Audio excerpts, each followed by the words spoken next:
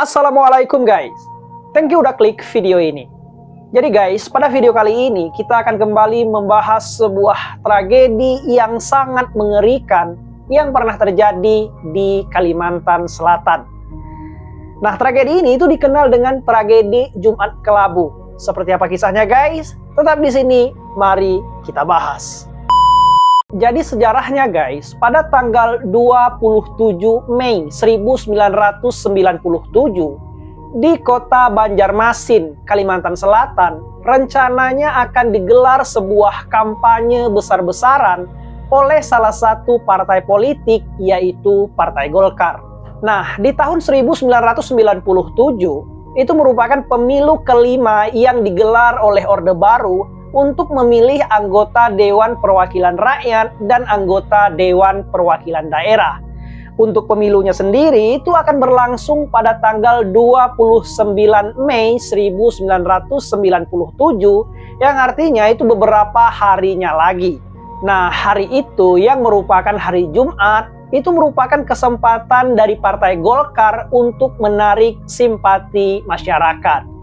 Kampanyenya sendiri itu rencananya akan digelar di lapangan Kamboja. Seperti biasa guys, untuk menarik perhatian masyarakat, kampanye ini rencananya akan dimeriahkan oleh kedatangan artis-artis dari ibu kota. Gak hanya artis guys, beberapa tamu penting juga hadir dalam kampanye ini. Seperti kedatangan Menteri Sekretaris Negara pada masa itu, yaitu Syardila Mursyid. Dan hadir juga sebuah tokoh atau ulama besar, yaitu Kiai Haji Hasan Busri, yang saat itu merupakan Ketua Majelis Ulama Indonesia.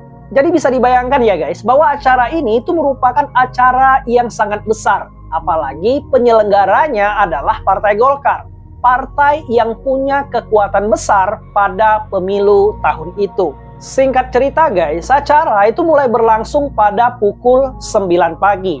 Nah, para panitia itu udah mulai membagikan atribut-atribut kampanye seperti sapu tangan bergambar beringin, bendera Partai Golkar, dan kaos Partai Golkar.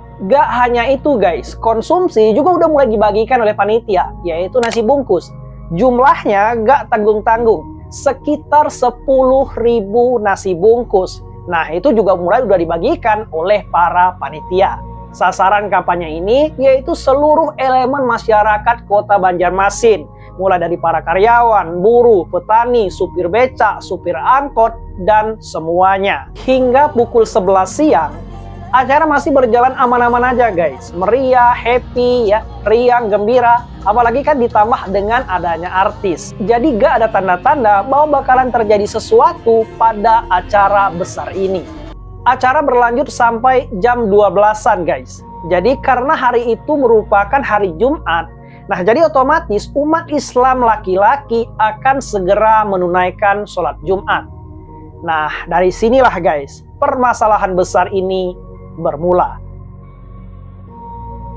Saat itu, menjelang sholat Jumat, para simpatisan muda Partai Golkar itu berencana membuat iring-iringan konvoi sepeda motor mengelilingi kota Banjarmasin. Nah, begitu mereka berangkat dari pusat kota, mereka langsung menggeber-geberkan gas sepeda motor mereka sehingga menghasilkan suara yang sangat memekakkan telinga. Nah, konvoi ini terus melaju guys. Gak lama kemudian guys, masa ini tiba di Jalan Samudra. Nah, sebenarnya di Jalan Samudra ini mereka itu udah sempat diberhentikan dan diperingatkan serta ditegur oleh aparat keamanan yang sedang berjaga-jaga di sana. Karena tidak jauh dari Jalan Samudra ini itu terdapat sebuah masjid yang bernama Masjid Nur.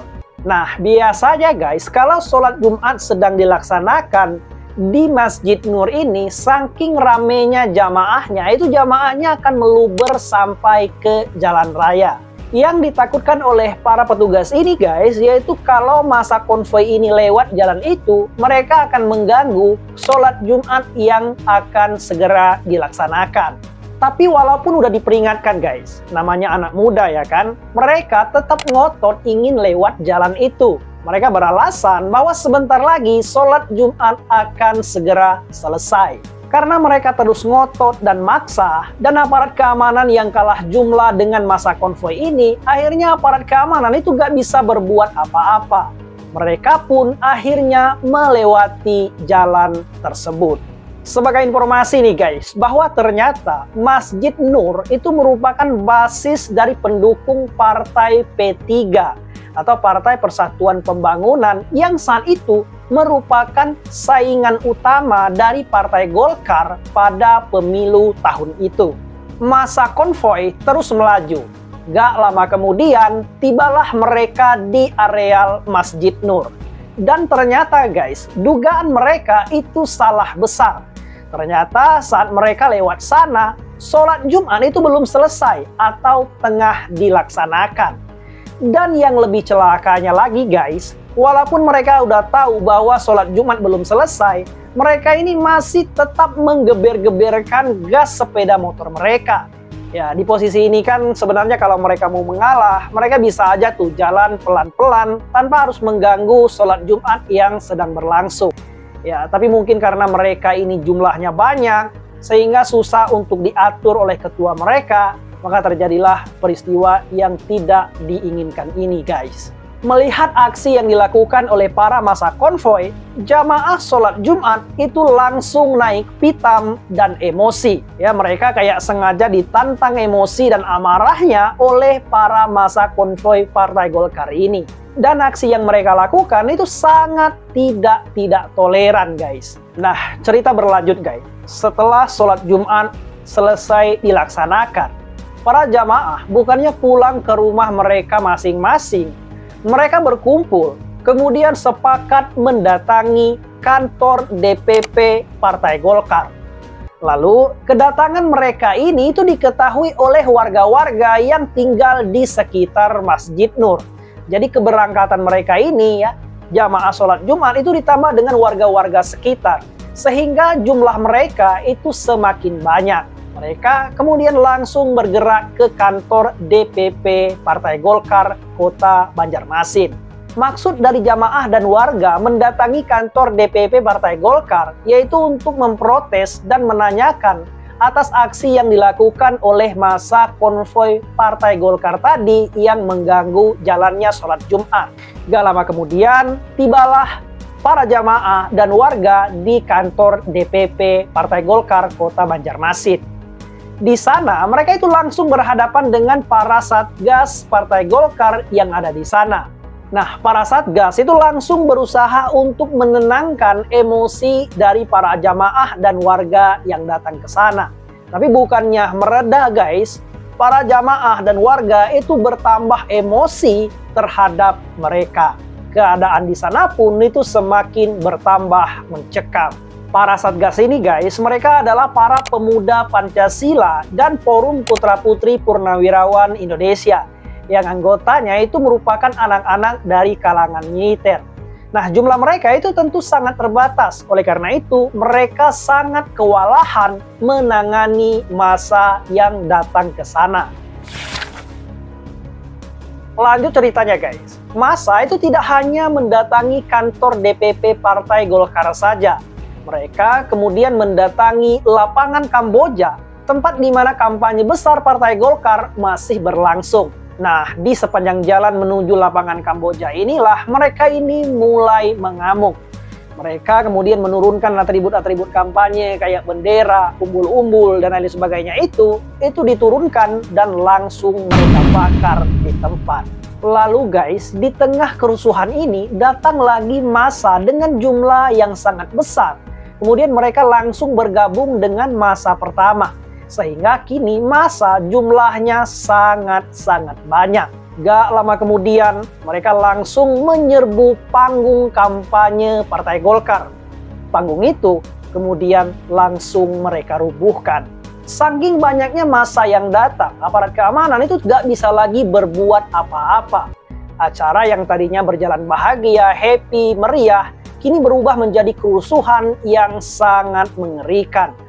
Para warga itu udah mulai berlarian tunggang langgang untuk menyelamatkan nyawa mereka. Nah, disinilah guys sudah mulai terjadi kekerasan dan pembantaian. Para korban pun udah mulai berjatuhan. Saking brutalnya kerusuhan ini, mereka yang tadinya mengenakan kaos Partai Golkar itu banyak yang dilepas paksa oleh massa yang mengamuk. Sehingga banyak warga-warga yang berlarian itu tanpa mengenakan busana. Serta banyak juga mereka yang tadinya memakai kaos Partai Golkar itu sengaja mereka lepaskan dan meminta baju ganti ke penduduk-penduduk sekitar agar mereka kini tidak lagi kelihatan memakai baju Golkar, sehingga nyawa mereka bisa selamat. Kerusuhan terus menjalar ke pusat kota. Massa datang dari berbagai penjuru. Yang lebih mengerikannya lagi guys, mereka ini datang lengkap dengan senjata tajam di tangan mereka. Nah, dalam perjalanan menuju pusat kota inilah para massa mulai mengamuk. Mereka kemudian menghancurkan apa saja yang mereka temui di sepanjang jalan. Kayak mobil-mobil, motor, itu tidak luput dari amarah mereka. Semua itu mereka bakar. Begitu juga dengan gedung-gedung, kantor-kantor pemerintah, pusat pembelanjaan juga ikut mereka bakar. Gak hanya itu, rumah-rumah warga yang tidak bersalah pun juga banyak yang mereka bakar. Beberapa saksi mata mengatakan kalau mereka yang mengamuk itu mengenakan kaos partai P3. Namun ada juga beberapa saksi mata yang mengatakan kalau sebagian dari mereka itu mengenakan atribut partai PDI Perjuangan.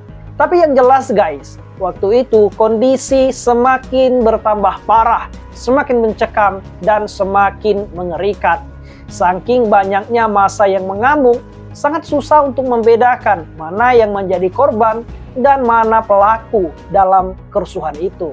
Kerusuhan ini guys, kayaknya bukan lagi tentang masalah sholat Jumat yang terganggu.